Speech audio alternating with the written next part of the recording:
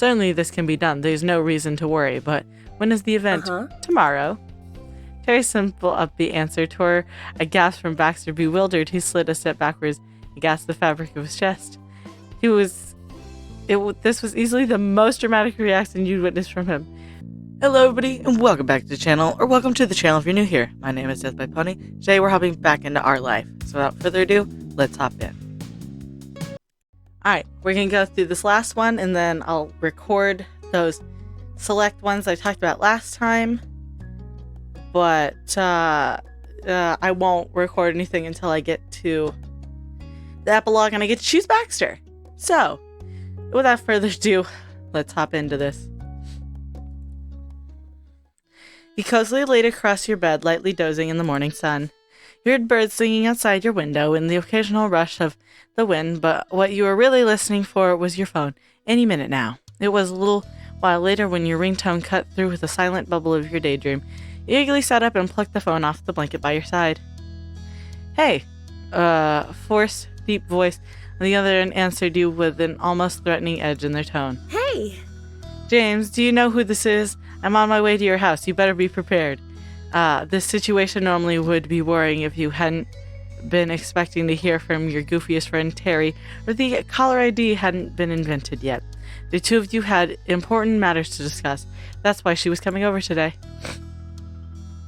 You played along with her covert scheme, answered normally. I do, and I'm ready for your arrival. Good, very good. Now, this is a crucial matter of security. Is there anyone else in the room right now who might overhear this conversation? We are too close to the finish line to get our cover blown. Glancing side to side, you observed the surroundings like you and cupped one hand over the side of your mouth that adds secrecy. No, I'm alone. Our mission is still intact. I knew I could count on my trusty cohort. I'm equipped with the fortitude to guard any classified information. You can trust me completely. Terry momentarily lost her serious tone and laughed. You could hear the smile in her voice. That I can. Just to be certain, you went towards your bedroom door and poked your head.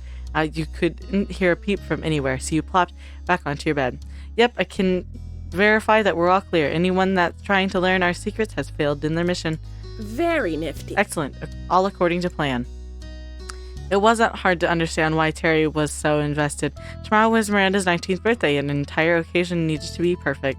Usually, the Eckerts hosted a party for their kids, but this year it was different. Miranda had no clue you and Terry and Cove were putting the whole shebang together. The pressure was getting intense. There was a less than 24 hours before showtime. Miranda's friends and family were counting on the three of you. Terry dropped her game completely and got to the point. Are your moms going to let you borrow their car? I don't know. Oh. Oof, that's not good. The strain in Terry's voice wiped your smile away. This wasn't originally a problem. Cove was supposed to be the driver, but his request for time off work only allowed tomorrow for the actual birthday, so you couldn't rely on him to help decorate. But you and Terry were on your own today. We gotta figure out how to get to the actual party supply store. Yeah, it seems we've reached first crisis point. That was fast. We can't trust the supplies our parents already have. Couldn't we make the decorations ourselves? We really shouldn't have put it off until last minute. If there's a will, there's a way. You got lost in thought. Can we make them ourselves? We're probably going to have to do some DIY stuff no matter what, but we need the supplies for that. We can't have painted signs on printer paper or whatever else we have lying around. I want to find something new, something fresh and cool, but what? Terry, I'm not sure what you're even envisioning. What's fresh and cool? I know. Her party should have a theme. We can make all the food and decorations to match. It'll look nice. What kind of theme? That's brilliant. I always wish my mom had given me a theme party. Come to admit, you let out a deep sigh over how much trouble this was going to be. Cove had a theme party once. That's brilliant. Thanks, glad you think so. You could hear a pleasant before she continued her next thought. Now, all we gotta do is figure out what it's gonna be. That shouldn't be too difficult, right? Maybe we both know enough about Miranda to guess what she likes, but it might be hard to turn it into a party theme. And then we need to get all the stuff for it and put it together in the party room. Your mouth pressed into a hard line. Having a theme wasn't exactly progress. It was just another thing you needed to get done on top of everything else. You kept the train of thought to yourself and chuckled. This event was going to be a Herculean feat, but you had faith in your friends, and together you would find a way to make it work somehow. So? Oh, and don't forget, there's the small problem of how we're getting to the store. That's non-negotiable. We have to go today. This needs to be huge. Miranda's parties used to be big. She's always had the best birthday, at least before. Yeah, there's no way you could forget Miranda's birthday bash throughout the years. There were a highlight of your summers, though you had no idea Terry had been attending them for just as long. You never knew who she was until high school, and it was strange to think that you were so close to meeting so much earlier, and now you were all buddies. Unfortunately, the past couple of years, things had been too difficult for an event on that scale. Everyone was older and 10 times busier during the summer. Terry groaned, understandably getting worked up over the struggle. Miranda doesn't even want any presents. All she asked for was her friends and family to get together. We already have the perfect party room booked. That was supposed to be the hardest part. Everyone from Miranda's parents to you and your friends pooled your money together to rent out an actual event space instead of having it at her house or a public park. For a while now, Miranda has been insisting that she didn't need anything, but none of you could pass up the opportunity to show her how much you all appreciated her. Even if it isn't because she used to have big parties, even if that never happened before, this has to be good as it can be. Terry's mumbling grew increasingly more upset. She didn't hide any ounce of her worry. What if it's the last time we celebrated together? It was true, people were going to be leaving soon, and that included you. You knew Terry wasn't going to be mean or pointing any fingers, but you still felt that weight pointedly. Who knew what any of your lives would look like a year from now? Terry sniffled, her voice cracking with emotions. You couldn't do anything other than helplessly wait at the other end of the call. We need this to be our final big hoorah, just in case it is. You felt terrible for Terry. You felt terrible about that too. That thought hadn't crossed your mind until she said it. Everything would be fine. You weren't sure what to think about that. Everything will be fine. The future may have seemed scary and uncertain, but it could be better. It could get better rather than worse. Well, Terry sniffled, and her tone quickly regained her usual height. My dad is about to drive me over, so I have the whole car ready to think about our dilemma. You put your brain to work too, and we'll have this solved, no sweat. Wait, Baxter has a car. Baxter, actually, I already have a solution. And for that, his name is Baxter. Wait, Baxter has a car. Oh, that's right. I can't believe I didn't remember he has a car. Woo! You're a genius, James. Thank you very much. But do you think he would actually give us a lift? Yeah, he'd be thrilled. Even though you couldn't see Terry, you could easily imagine that she was nodding over this new possibility. See you later. That is the way, all right. I gotta go. See you soon. The fate of Randy's birthday is up to you and me, and now remaining hope, the Bee-Man. Bye. You hung up the phone and left it face down on the blanket. You flopped across the bed as your thoughts wandered. You kicked your feet, eager and with growing excitement. Miranda was going to have a birthday that she'd never forget in a million years. While you waited to open half a dozen tabs online, your phone, and scroll through various images of party decorations, you're pursuing until a text notification popped up. I'm here. The doorbell rang as your feet hit the floor. Hurried downstairs and opened the front door. Hi. Hey, buddy. The party committee meeting is officially in session. Sliding aside, you gestured for Terry to come in, and she strolled inside and went towards the living room. Then Terry pivoted on her heel and folded her arms, all business. So, I haven't messaged Baxter about all this. We should ask him in person instead of a wall of text. It'd be super rude to hit somebody you barely know to do you a big favor, It's gotta be face to face.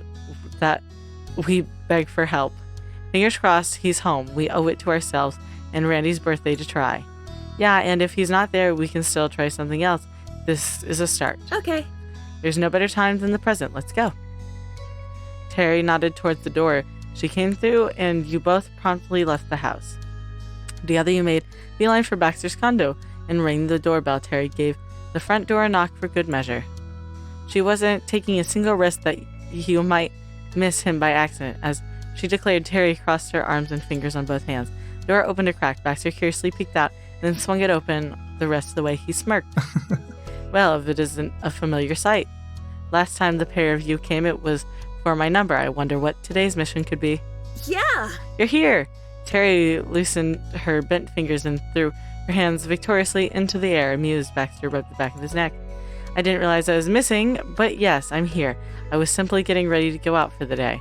You turned your head away to try and hide your smile. Of course it was only now that he was making a move to go anywhere. It had to be at least noon before he'd do anything out of the house. Though even if I wasn't home, you're welcome to call me. It's not my intent to be difficult to reach. Thanks, but we wouldn't want to interrupt you if you were busy. Perish the thought. It wouldn't be an interruption, it'd be an improvement. You know, I'd be thrilled to see you anytime. Baxter's words were meant for Terry too, but his gaze was set on you. Terry's grin widened as her eyes crinkled. You knew her well enough to tell that she was psyching herself up, her hands set on her hips. Can you give us a ride someplace? It's doable. Yes, easily. He answered without missing a beat. Terry whooped and Baxter brightened, pleased by her enthusiasm. May I ask where we're going? Baxter, my good friend, we're going to the craft and party supply store. A party store? What's the occasion? The way he perked up, genuinely wondering, you could have sworn that his dark eyes were sparkling. Terry pressed her fingers, lipped and winked. Shh, you can't tell anybody. We're going to give Miranda the best birthday of her young life. Oh, that sweetheart is having a birthday soon? Congratulations. Yeah, on behalf of Randy, I thank you. And on behalf of me, I thank you again for providing transportation. We would have been stranded without you. Baxter's gracious bow of his head. He picked up the urgency and importance of what your team was asking. Now that I know what it's for, there's no way I could ever refuse. I'm honored to help. How are the preparations going? A tiny, nervous laugh bubbled up Terry's throat. She glanced at you, scratching the side of her cheek. Well, we got the room booked, a place big enough to hold the party. It's grand private event like she's never had before. Glad to hear it. That's great to hear. Yeah, we just need all the food and party stuff to go in it. I take it that you don't have caterers or decorators arranged then. We are the caterers and decorators, me and James mostly, since Cove couldn't come along today. Ah, I see.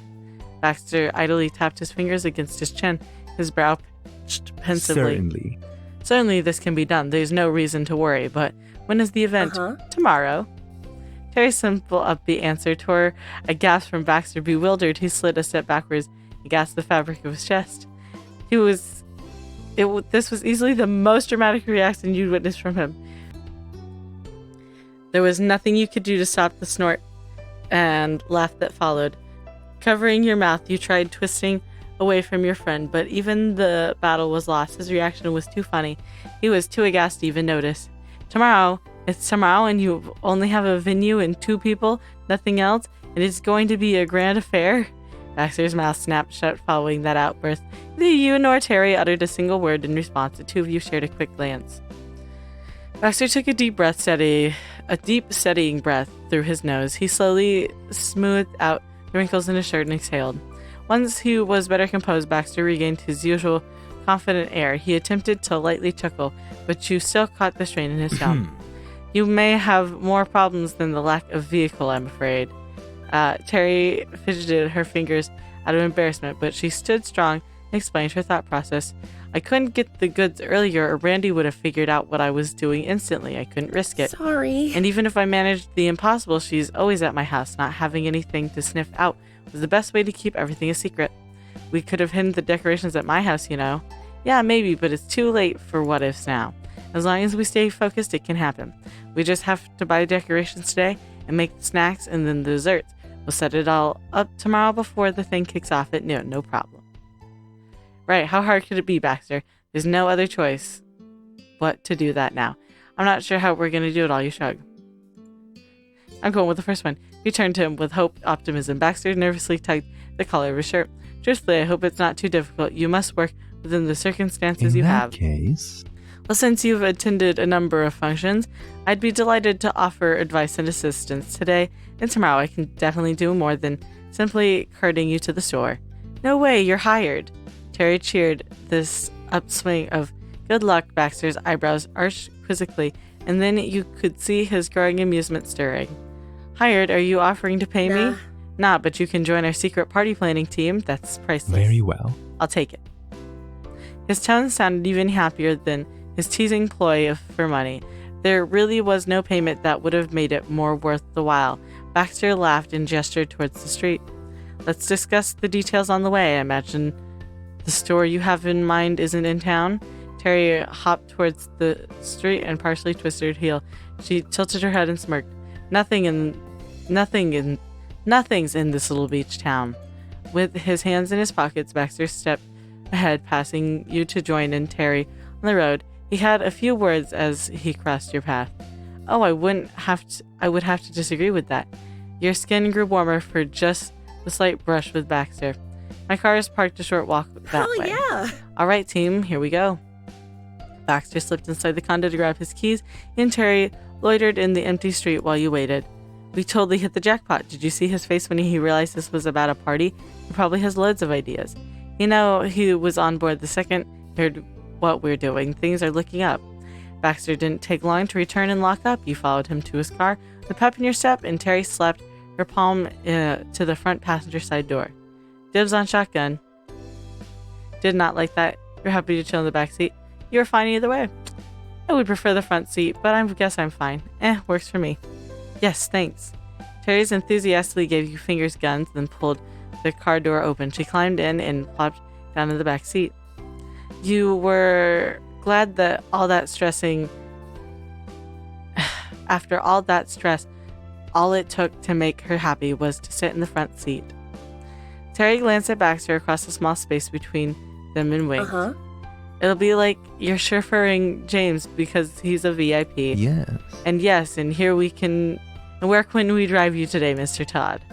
Baxter chuckled his seatbelt, then immediately began searching for nearby craft and party supply stores via GPS. Did you have a particular store in mind? That one. She pointed at the lower half of the screen, and Baxter wordlessly set her pick as the destination. With that settled, the rest of you got comfortable and buckled up for the ride. Despite being the new guy in the area, Baxter confidently drove as he'd been traveling these roads his whole life. He followed the directions laid out for him, and he also kept part of himself focused on the task at hand. Baxter kept the conversation focused on how he could better help you and Terry with the party. He didn't hesitate to be a key member of this operation. Thank you for doing this, Baxter. Seriously, it's so nice. Thanks, Baxter. Considering you're working pro bono, I appreciate that you're taking party planning seriously. You were grateful for his help. You thought it was unusual, but you kept that to yourself. I'm gonna be funny. Baxter laughed deeply, his grip tightened on the steering wheel.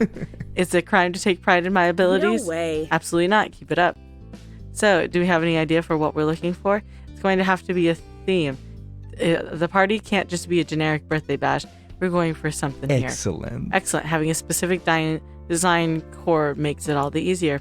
Baxter answered with pleased tone as he peeked at the GPS. He turned the car at the intersection, and the theme is, we don't know. Somehow the smile remained perfectly in place. You imagine that he fully expected the lack of preparation at this point. Well, there are many concepts one can go with. For example, it's summertime and classic style would be nautical, or perhaps desert chic for California if we wanted to take our locals into account. Or what about this? While summer is scorching outside, the guest is at a treat to a winter wonderland inside. That kind of unexpected intentional out-of-season aesthetic can be quite fun. Sailing deeply, Terry leaned to the side of her head again, the glass, and stared out the window, mulling over Baxter's suggestion. She sank her front teeth into her bottom lip. If none of those suffice, we can continue brainstorming. I don't know if any of those are right for Miranda. She doesn't care about what's trendy or seasonal, or it might impress her guests. That's a good point. This isn't some party, it's Miranda's party.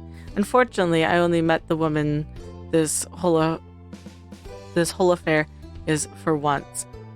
There is not much I can glean from that. I apologize. That put him at quite a disadvantage. Despite his sincere intent to help, frowning, you felt somewhat similar. Nobody knew Miranda better than Terry, and that meant she should have the final say on these big decisions. Would you rather I stop proposing ideas? I'm sure whatever you think she'll enjoy most will be wonderful. No, I need so much help. I don't even know what a party themes are. How am I going to pick one? Okay, Then I should keep throwing out ideas until something sounds good to your ear? Yeah. Yes, please. There's gotta be a theme perfect for her.